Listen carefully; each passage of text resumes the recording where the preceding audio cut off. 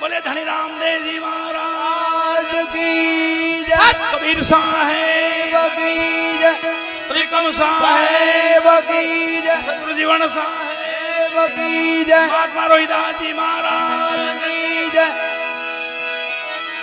धारवादी महाराज की जय हो।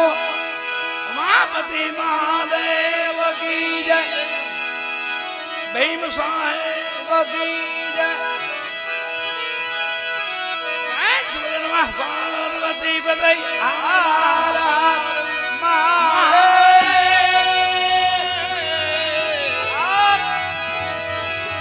हर गंगे चार नर्मदे हर जटा शंकर हर महादेव।